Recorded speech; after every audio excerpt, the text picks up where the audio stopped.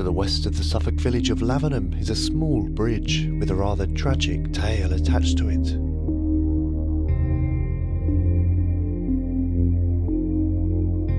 Sadly, there doesn't appear to be a great deal of information available on the bridge. However, looking at it, it was likely built sometime in the 1800s and once crossed over the railway which ran from Lavenham to North Melford. The last passenger train ran through here in 1961, the line closing for good a few years later in 1965. Today, the route of the old track is a popular walking trail, and with thousands of people passing under this bridge each year, one wonders how many of them are aware of the ghostly tale attached to it.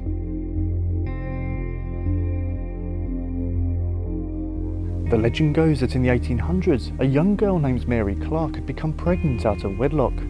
Of course, being very different times, and I'm sure well aware of the shame that we brought down upon her and her family, she begged her lover to marry her, to which he refused. Completely devastated and with nowhere to turn to, the young girl climbed upon this very bridge and jumped, plummeting to the ground below, taking both her own life and that of her unborn child. It's said that her ghost now haunts this area, with people hearing the sounds of her screams, almost as if her final moments are still playing out all of these years later. As tragic as this legend is, I wanted to know if there was actually any truth to it, but as previously mentioned, details of the history of this bridge and any events that happened throughout its lifetime are scarce, and I've only been able to track down a few vague mentions of this tale, one of which being on the National Trust's website. Luckily, we have the name of the lady, Mary Clark, and from what I've been able to correlate with each retelling of the story is that she died in 1862, so I've taken the time to go through some of the burial records from Long Melford and Lavenham, as well as some of the other local villages around here, but I've not been able to find any records of a lady called Mary Clark being buried there. There is of course the possibility that she was buried further afield, or that due to her death being a suicide, she was prevented from being buried in consecrated ground. Personally though, I believe this story may be more of a legend simply because of the lack of evidence, but certainly the bridge has got a reputation for being haunted, and I'm hopeful we may be able to document something here on our investigation.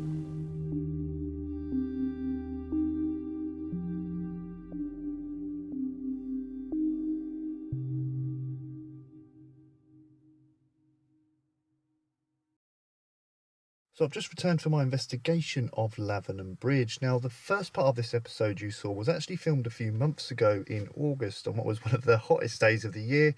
It's now November, and although it's still fairly mild for the time of year, I'm hoping some of the undergrowth has died back a little bit because it was very, very overgrown in places.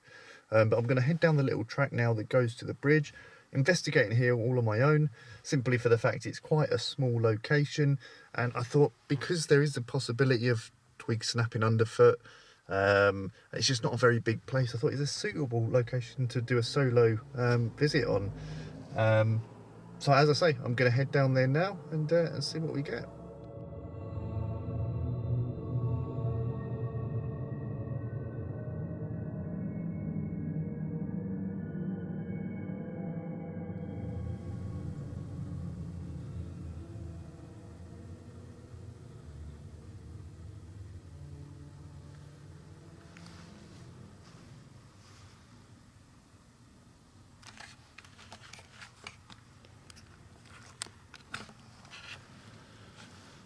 So first things first, feels fairly calm here, to be honest. It's a fairly well lit night by the moon. Not going to be able to see that on camera, but there is a fair bit of moonlight, although when you are actually under the bridge itself, it is still very, very dark. But yeah, don't really feel anything at the moment. It just feels like I've walked into the woods and I'm standing under a bridge, no weird feelings. But yeah, I'm just going to sort of take in the environment for a little while and just see if anything changes.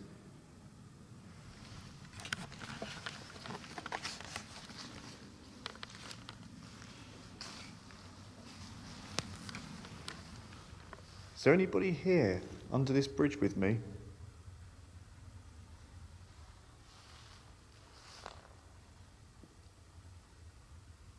There have been some stories I've heard about this place.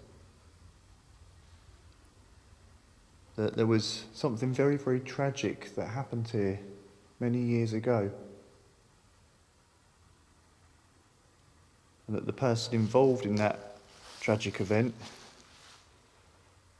is in some way still here in some form.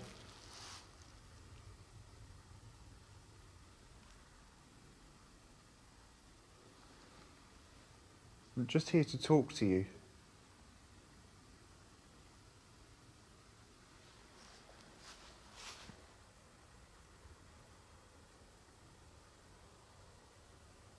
To understand your story, if that's okay, if you wouldn't mind sharing with me.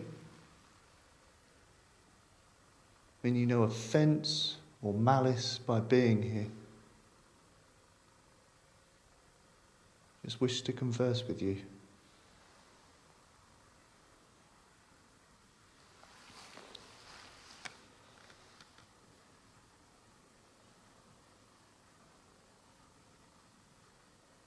My name's Luke.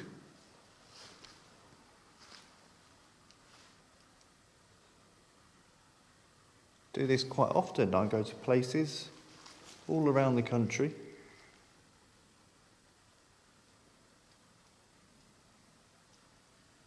Just heard a strange noise then. Definitely wildlife. All around the country.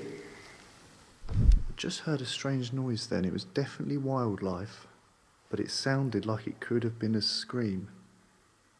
I'm going to keep my ears open, see if I can hear that again at any point. It sounded like it could easily have been mistaken for a lady's scream, but I think it was a... don't know what it was. Bird? Fox? I mean, they're completely different animals, but I'm just throwing some suggestions out there. And obviously this bridge here is known for, well, the story is that you can hear the poor lady that jumped off, hear her screams. So whether that's where, that story's come from, is people hearing the sounds of the wildlife around here and associating it to the legend attached to this bridge.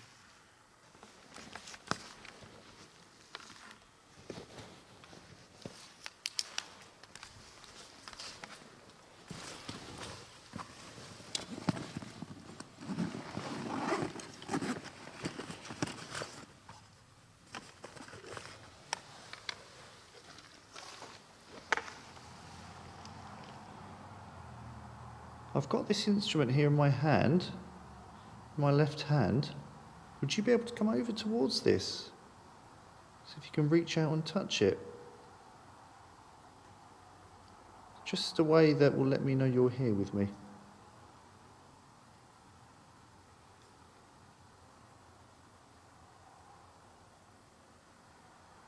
Or come close to it. I can't see you. So this is just another way that hopefully we may be able to interact.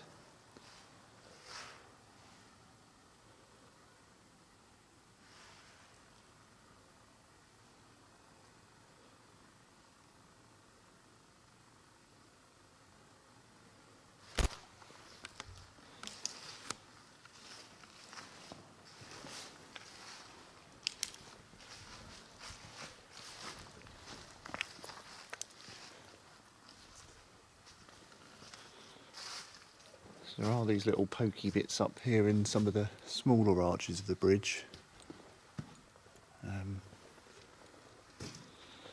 which obviously are a little bit more enclosed. You've got all the shrubbery this side of it and that side as well, so they're quite sort of enclosed, cut-off areas. But yeah, even in here, not feeling anything different.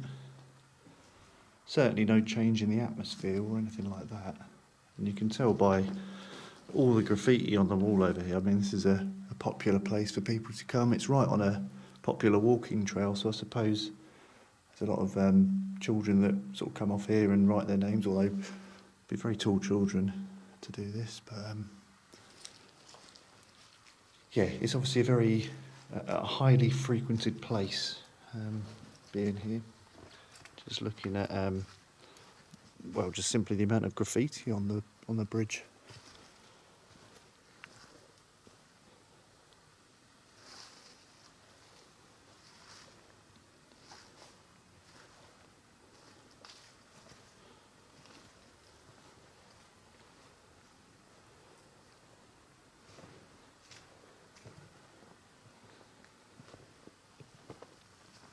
And what I'm walking on now would have been the old train track. So this stretches for miles and miles. I think this goes, it goes to Long Melford, which is a few miles away. I'm not sure the extent of where the whole track goes to, but I know it's a few mile walk. So obviously continues down that way and back off that way as well, passing under the bridge on the way.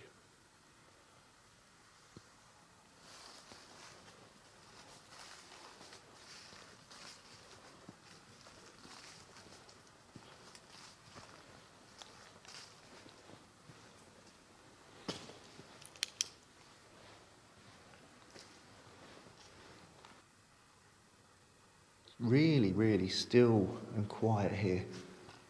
I mean the ambience of being under the bridge, there's a lot of echo here when you're talking, but it is very still and very quiet.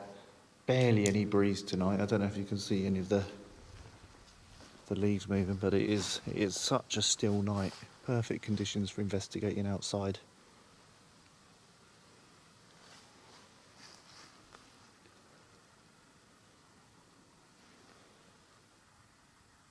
I heard what happened on this bridge.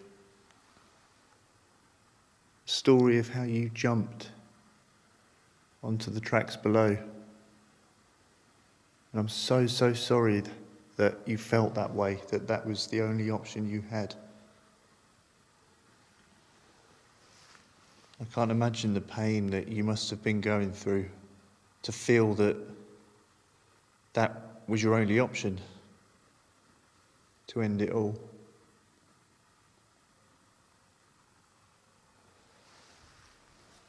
And I want you to know that time's moved on a lot.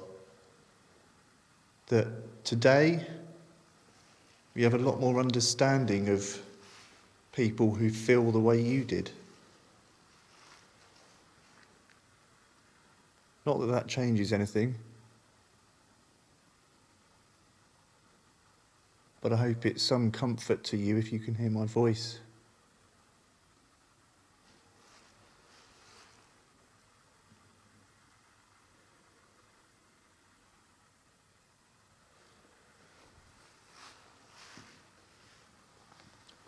If you can hear me, Mary, can you speak into this little black box that I've got in my hand?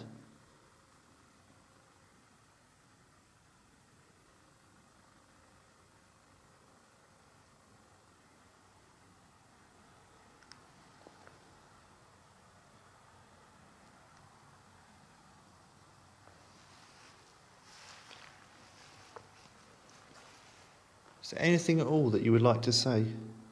Can be anything.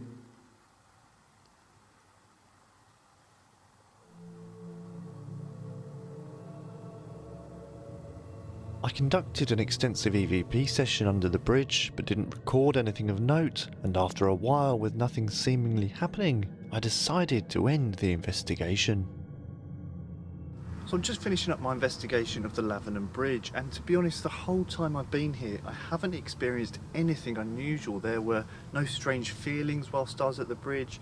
I didn't see anything. The only thing I did hear was it was definitely an animal sound. I'm not sure what animal it was from.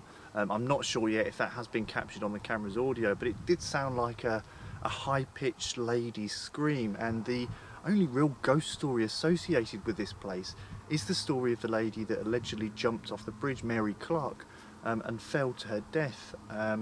Now, it could be that people have heard these animal sounds, and not being familiar with the area and the local wildlife, they've heard this and thought it's the sound of a lady screaming. I don't know that for a fact, but it's certainly a possibility. Now, this is one of those places that just has a very vague paranormal story attached to it. I've not been able to find any people that have had any experiences here firsthand. It just seems to be this legend that's attached to the bridge.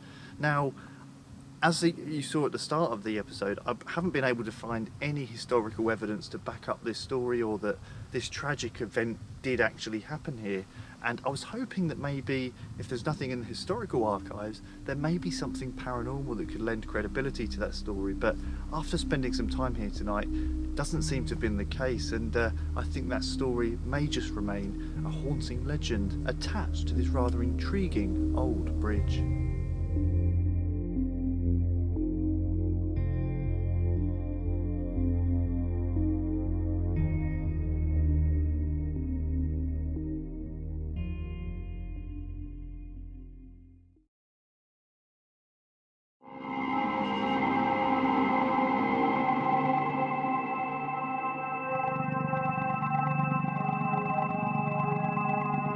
The ruins of Silverley Church sit between the villages of Cheveley and Ashley in Suffolk, tucked away behind thick trees and foliage, and can quite easily be missed by those passing by on the B1063 road. The church, although today fairly quiet and unassuming, actually has a rather mysterious history. Looking at the ruins, the church here would have been fairly substantial, with an enormous brick tower and large chancel, but the thing that's always perplexed myself and many others is where the village of Silverley actually is. For a church of this size, you'd expect it to be a fairly substantial settlement nearby, but looking in the surrounding fields, there's nothing to be seen, save for a few comparatively modern houses and a small farm. Now, I was always under the impression that the village was wiped out during the plague, but after doing some digging, its demise doesn't seem to be quite this simple. The village of Silverley was first mentioned in the Domesday Book, with a church later being recorded here in 1177.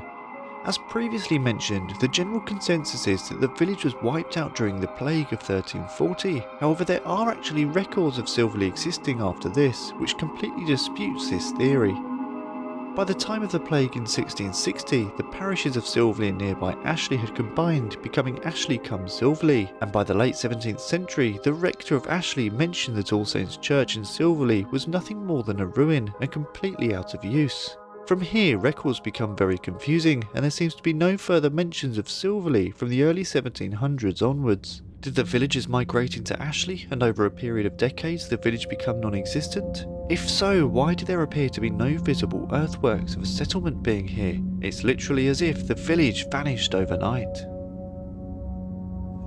We'll probably never know the true fate of the village, the only reference to it ever existing being the ruins of All Saints Church and the site of tonight's investigation.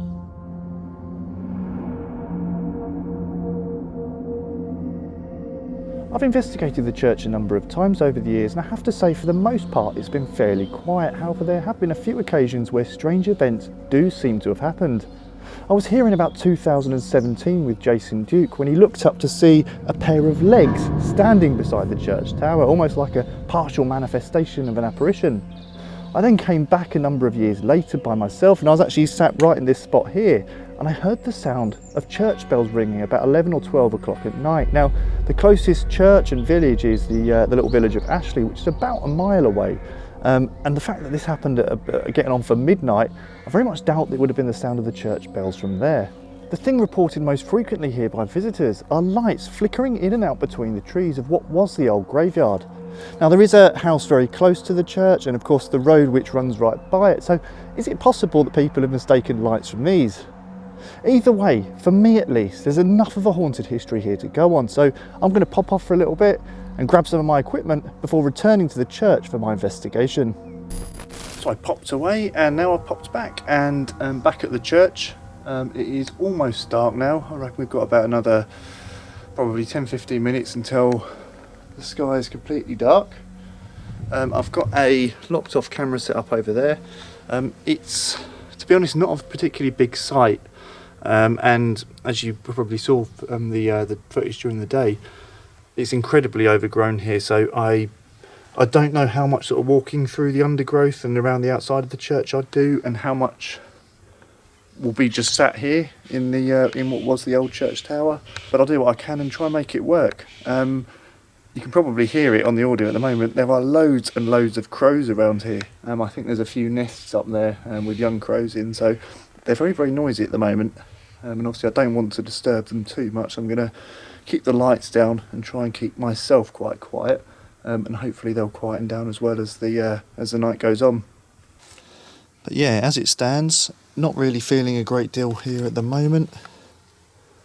Obviously slightly on edge, coming somewhere in the dark, with a haunted history attached to it. But yeah, not feeling anything other than, you know, the possibility there could be someone rock up here or anything like that. Just the usual trials and tribulations of investigating on your own.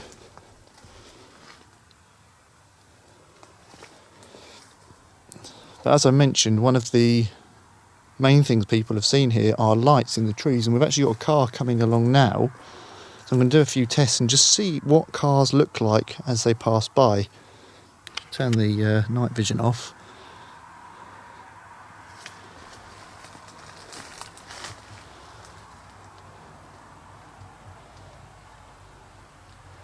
mean, looking at that go past the church, that is very, very clearly a car. I don't think you could mistake that for, like, spooky lights or anything. And you can hear the sound of the cars. The road is so close. It's literally, I don't know, not even 100 yards away from the church. It's really close. So you can hear cars go past. So I don't think that's what people would be seeing when they say they've seen lights around here. Which begs the question, what is it that they're seeing?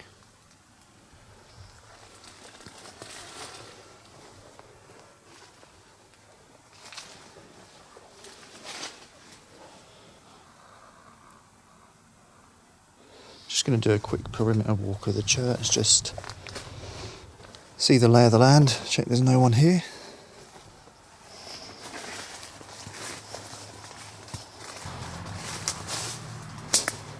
There are weirdly, and I don't know why, a couple of scarecrows here. It made me jump earlier. I thought there was someone stood there. I don't know whether they've got a problem with birds, I don't know, but they've got, flower pot man, and I think there's another one over there as well, and something really weird I saw as well. Trying to find where they are now. There's like dead birds hanging up against a tree somewhere. I think they're over there.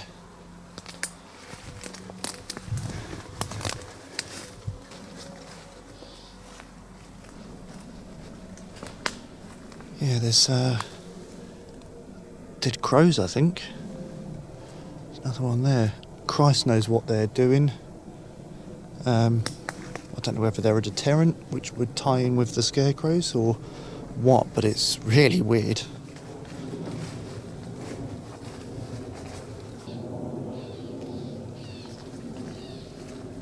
So many animal noises here.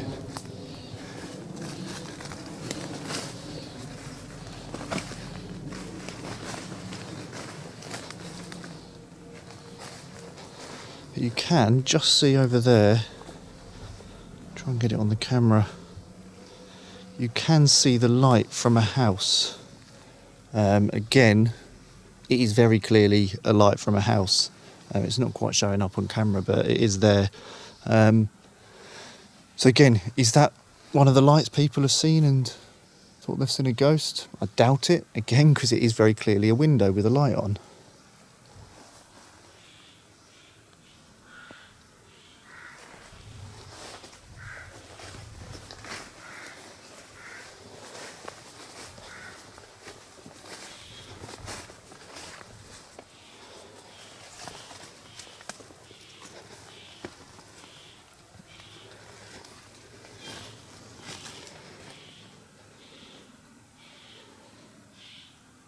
Anyone that's watched any of our videos before on Silverley Church will know that I have actually scrambled in this little hole and made my way up to the church tower on what remains of the spiral staircase.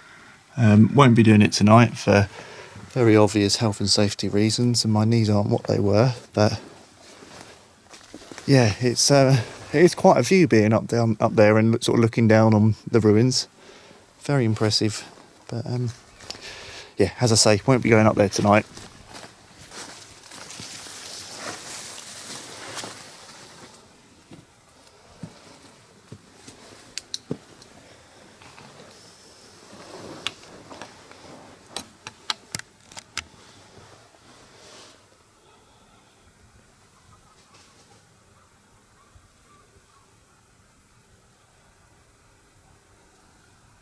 Is there anybody here with me in this church?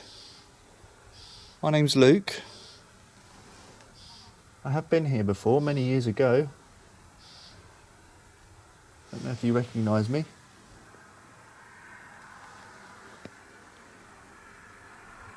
Come here to communicate with you. See if there's anybody here that would like to talk.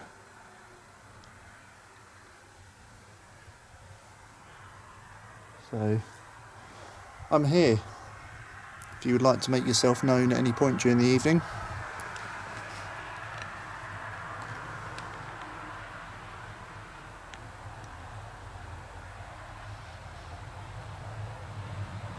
Again, that car going past. very clearly a car. Well, I suppose in the dead of summer, when there's more sort of overgrowth and things like that, the lights would be a bit more obscured, but the sound of the car is so clear as well that I just don't think that's a possibility.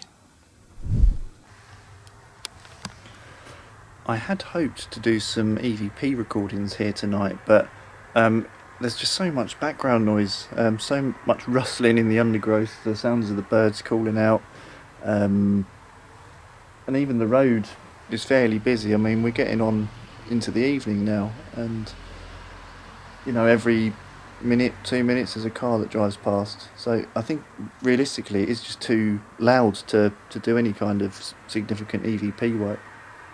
So I think for the most part this investigation is just going to be a case of sitting here and seeing if I can see anything.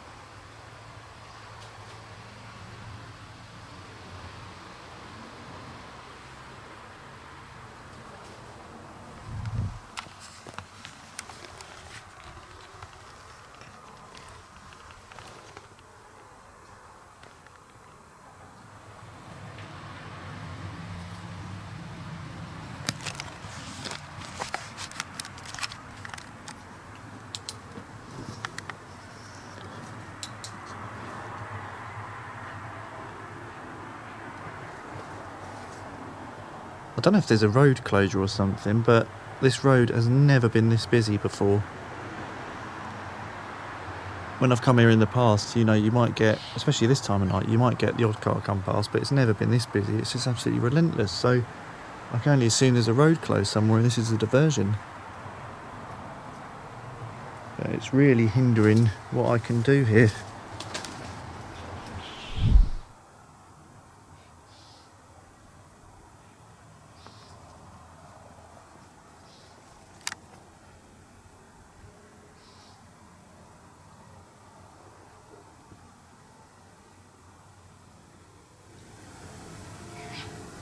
I can hear church bells now. And I can tell you they're in that direction over there. So when I said I heard church bells here before, it's not out of the question that a nearby church could have been ringing. What is the time now? So 9 o'clock at the moment. Whether there were church bells ringing at 11 o'clock at night, I don't know, it's not out of the question, but certainly, as just demonstrated, you can hear church bells. I'm assuming those are the church bells from Ashley, because that's the nearest village. But either way, you can hear the sound of bells ringing. So, yeah, maybe what I heard here a number of years ago wasn't actually anything strange. It could have just been the sound of bells from a nearby church, although I would like to know what they were doing and ringing them, getting on for midnight. But who knows, it's a possibility. And again, I think that's why it's important sometimes to return to locations, because you will notice things. Something you may have thought was strange in the past, you return to location with a slightly different outlook and a slightly different mindset, and you can work out what it was, or it appears not to be as strange as you initially thought. That being said, I do remember being sat on that wall and hearing those church bells, and it didn't sound like it was off in the distance. It sounded like it was close to me. It sounded like it was here, but maybe that was the way just the sound was travelling. Don't know.